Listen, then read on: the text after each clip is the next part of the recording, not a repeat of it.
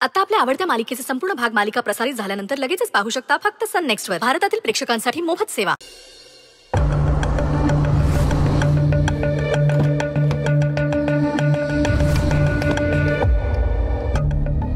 माझं नलीवर प्रेम. मला नलीशी लग्न करायचं. महादेवा, माझ्यामुळे दादाला आणि आईला खूप त्रास सहन करावा लागतोय. मला माझ्या दादाची खूप दया येते रे. त्याचं मितालीवर खूप प्रेम आहे. देवा, त्याला त्याचं प्रेम मिळू दे. एका अपशकुनी बहिणीमुळे तिच्या भावाचं लग्न होऊ शकलं नाही. असं कलंक नको माझ्यावर लागायला. देवा, प्लीज माझ्या दादाचं मिताली सोबत लग्न होऊ दे.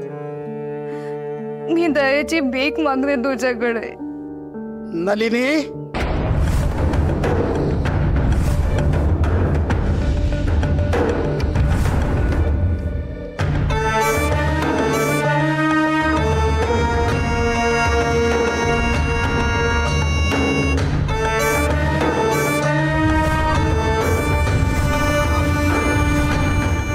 मनात विचारांचा मोहोळ उठलाय ना. परत हाच माणूस आपल्या समोर कसा आहे ना नलिनी. कधी कधी काही माणसांना आनंदाचं घबाड मिळतं, तसं मला आनंदाचं जॅकपॉट लागलाय. जाऊ दे, वेळ वाया न घालवता आपण डायरेक्ट विषयालाच हात घालूया. कसं आहे ना नलिनी, मला विषय वाढवायचा नाही. माझा वेद मृत्यूच्या दाढेतून परत माझ्याकडे आला, ह्याच्यापेक्षा मोठा आनंद एखाद्या बापाला काय असणार. मग मी म्हटलं की आपण एखादं सत्कर्म का करू नये, आणि म्हणून मी निर्णय घेतलाय मिताली आणि ऋषीचं लग्न लावून द्यायचं.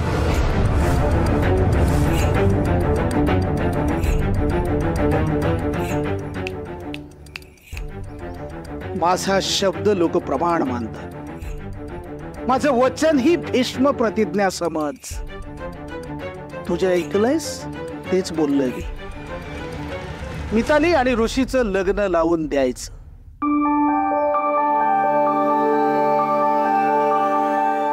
देवा, हे घडतंय ते खरं आहे का? आणि असं काही झालं तर माझ्या दादाला त्याचं प्रेम मिळेल आणि माझ्यावरचा अपशकुनी टिकळीचा डाग सुद्धा मिटला जाईल. विचारांच्या भोवऱ्यात गरा फिरायला लागलीस ना. तुम्ही खरं बोलताय यावर मी कसा विश्वास ठेवू? उत्तर सोपं आहे. हा बाबाराव कधीच पाटणं वार करत नाही. वैर आणि मैत्री उघडपणे करतो आपण. एकदा का तुझा निर्णय कळला की मी मितालीच्या बाबांशी बोलेन, आणि मग ते तुझ्या आईशी बोलून पुढची बोलणी करते.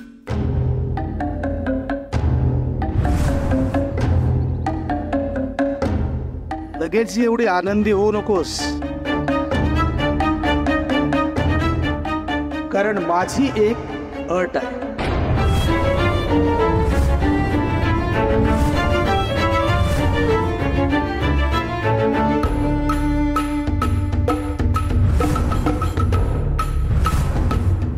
ही तर बाबाराव कोतांची गाडी.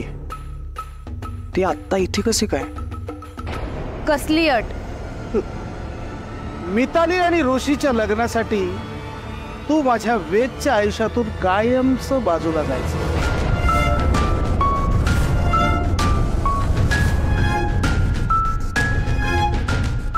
अगं, कसला एवढा विचार करतेस? माझी पद प्रतिष्ठा हे सगळं पणाला लावून मी मिताली आणि ऋषीचं लग्न करायला तयार झालो. मग तुझ्यावर निस्सीम प्रेम करणाऱ्या तुझ्या प्रेमळ भावासाठी, त्याच्या सुखासाठी, त्याच्या सुखी आयुष्यासाठी तू एवढं करू शकत नाहीस? बघ नली, विचार कर. अशी संधी पुन्हा तुझ्या आयुष्यात कधीच येणार नाही.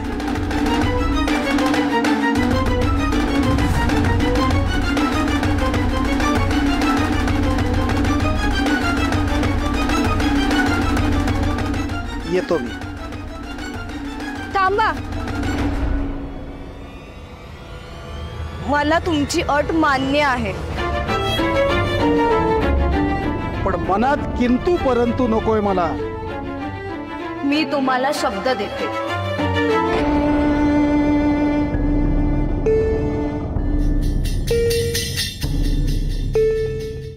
फार मोठा निर्णय आहे हा. तू तुझा शब्द पाळशील यात मला शंकाच नाही. पण खरंच जर मला शब्द देत असशील तर या महादेवाच्या पिंडीवरील बेलपत्र उचलून मला वचन दे. तू माझ्या वेदच्या आयुष्यातून कायमची निघून जाशील. यापुढे तुझा आणि माझ्या वेदचा काहीही संबंध असणार नाही. तू त्याच्या आसपासही फिरकणार नाहीस.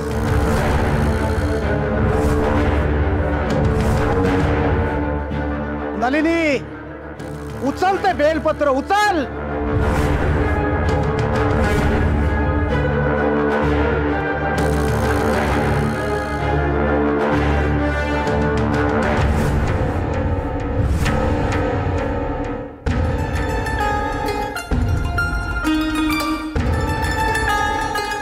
शंभो महादेवा,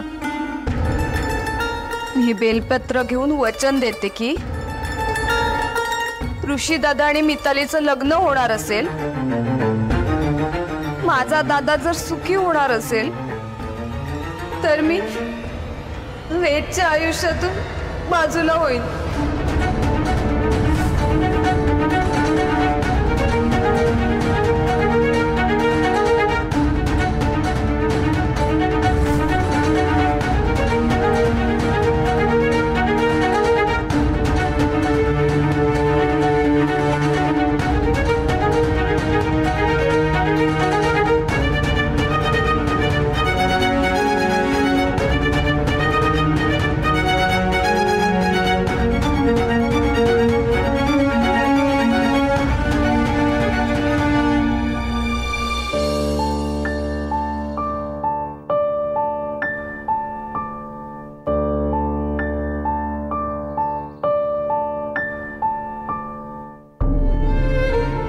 मिताली, अगदी छान रंगाला हवी हो मेहंदी. म्हणजे तुझ्या मनात जितकं प्रेम आहे तितकीच रंगेल मेहंदी.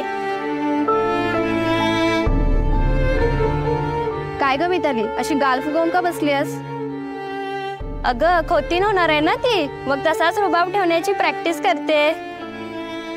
चल आता हस बघू, तुला वेदची शपथ आहे. आतलं डेकोरेशन झालं? हो, आतलं पूर्ण झालेलं आहे.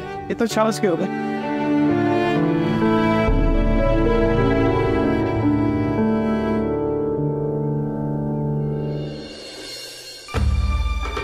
नली,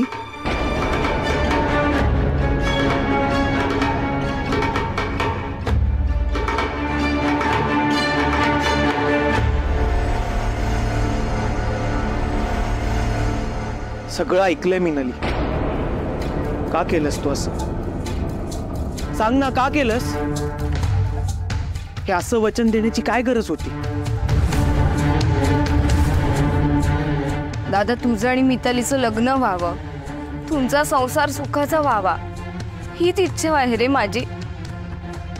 आणि बाबाराव खोत जर तुझं आणि मितालीचं लग्न लावून द्यायला तयार झाले असतील तर चांगलंच आहे ना. अजून काय हवंय मला? आणि तुझं सुख, तुझी स्वप्न आणि तुझं लग्न, या सगळ्याची राख रांगोळी होणार. नली, मला एक सांग, तुझं वेदवर प्रेम आहे ना?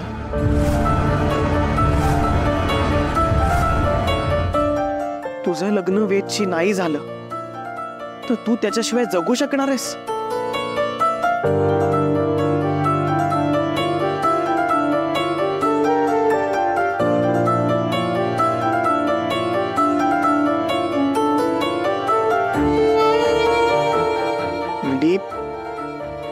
केवढी बदललीस ग तू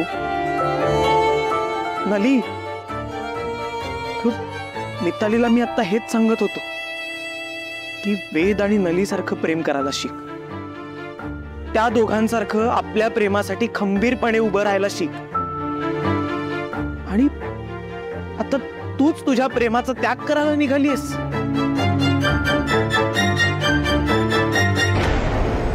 दादा, आपण प्रॅक्टिकली विचार करूया. आपल्या दोघांपैकी एकालाच त्याचं प्रेम मिळू शकतं. मला असं वाटतंय तुला तुझं प्रेम मिळावं, म्हणून तू तुझ्या प्रेमाचा बळी देणार आणि त्यावर मी माझा सुखी संसार उभा करायचा आहे. अशी एका झटक्यात कशी काय बदलू शकतेस तू? दादा, परिस्थिती माणसाला बदलायला भाग पाडते. माझं वेद सोबत लग्न होणं अशक्य आहे. बाबाराव कधीच माझं आणि वेदचं लग्न लावून देणार नाही. मी वेदच्या आयुष्यातून निघून जावं ह्या अटीवर जर तुझं आणि मितालीचं लग्न होत असेल तर त्यात मला खरंच आनंद आहे दादा. वाईटात चांगलं एवढं की ना तुझं प्रेम मिळेल आणि माझ्यावर असलेला तिकीटचा डाग आई प्रमाणात का होईना पण कमी होईल. दादा प्लीज, तू यावर काही बोलू नकोस. जे ठरलंय ते तसंच होणार. पण प्लीज दादा, आता काही बोलू नकोस. आता जे ठरलंय ना त्यात काहीही बदल होणार नाही.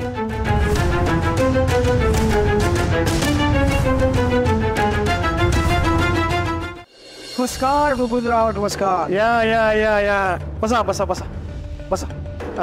काही सरबत वगैरे आणू? राहू दे हो, आपलंच घर आहे. बसा. वा, छान सुंदर डेकोरेशन केलंय तुम्ही मुकुंदराव. खोतांच्या प्रतिष्ठेला साजेल असंच सगळं डेकोरेशन केलेलं आहे. तुम्ही काही काळजी करू नका. मुकुंदराव, मितालीचा चेहरा असा का कोमेजलेल्या फुलासारखा दिसतोय? मिताली बेटा, तुझ्या डोळ्यात हे अश्रू का दिसत आहेत? हा, अर्थात हे आनंदाश्रू असतील तर मग काही हरकतच नाही.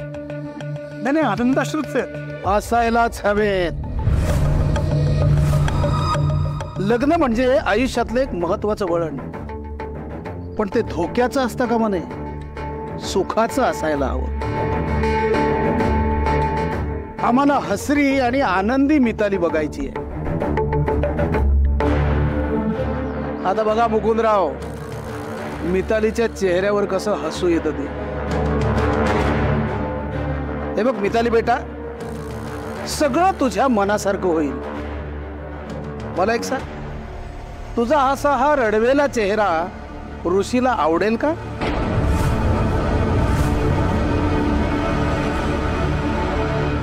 बाबाराव काय बोलताय ऋषी? योग्य तेच बोलतोय मी. मितालीचं लग्न हे ऋषी बरोबरच व्हायला हवं. हे बघा मुकुंदराव, मिताली ही आम्हाला मुलीसारखी आहे आणि लग्नाच्या गाठी ह्या अशा जबरदस्तीने बांधता नाहीयेत. त्या मुलीचा संसार फुलला पाहिजे, बहरला पाहिजे आणि ऋषी एक चांगला मुलगा आहे. शिवाय ह्या दोघांचं एकमेकांवर प्रेम सुद्धा आहे. मग मितालीचं लग्न ऋषी बरोबर का होऊ शकत नाही? हे बघ मिताली बेटा, मी तुला शब्द देतो, तुझं कन्यादान मी स्वतः करेन. हे बघा मुकुंदराव, आम्ही जे बोलतो ना ते ब्रह्मवाक्य असतं, भीष्म प्रतिज्ञा. तुम्ही लगेच गावड्यांच्या घरी जा, सरस्वती वहिनींना भेटून लग्नाची बोलणी करा.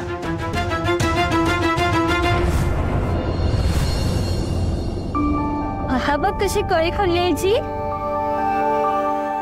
आता मेहंदी कशी रंगते बघा.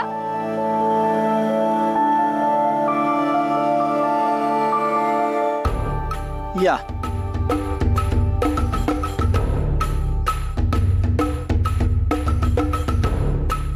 पण बाबाराव ऋषी, हे बघा मुकुंदराव, हे नाटक असंच चालू राहू दे. मिताली आणि ऋषी या दोघांनाही गाफील ठेवायचं. पुढे काय करायचं ते मी तुम्हाला सांगतो.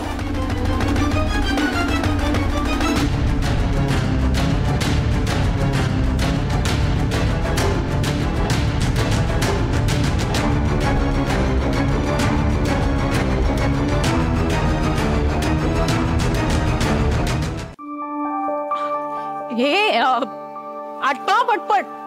आटपा आता लवकर, वेळ होते. मिठा, ए मिठा. अगं बाई, अगं वेदच्या येण्याची वेळ झालीये. तू औक्षणाचं ताट तयार ठेवलंयस ना? हा, आणि भाकर तुकडा सुद्धा तयारच ठेव बाई. काय ग पुन्हा पुन्हा तेच सांगते. हुशार आहे ती. बेटा जा बाळा, स्वागताची छान तयारी कर. जा. मी काय म्हणते प्रवायला, ऐक ना, बाहेरची तयारी झाली का सगळी? आई बाहेरची तयारी सत्यवन काका करणार आहे ना. बर, हे आटपा तर पटपट. रे वेदची येण्याची वेळ झाली ना. तू नको टेन्शन घेऊस वहिनी, होईल ना सगळं नीट. काय ग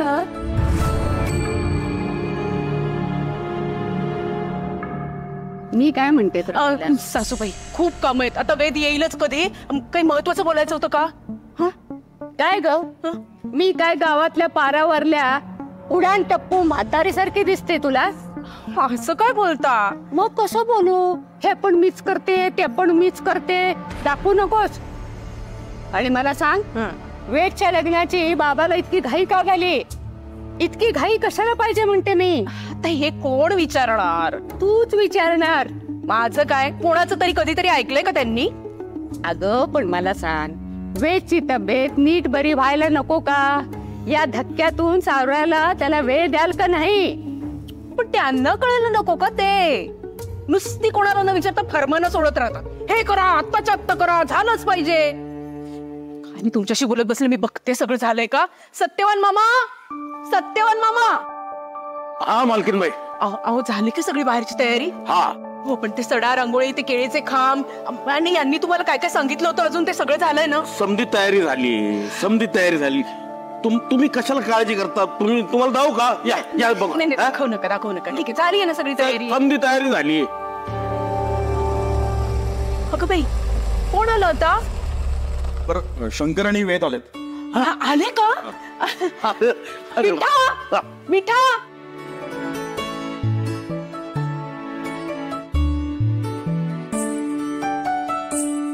कसं आहेस बाळा तू?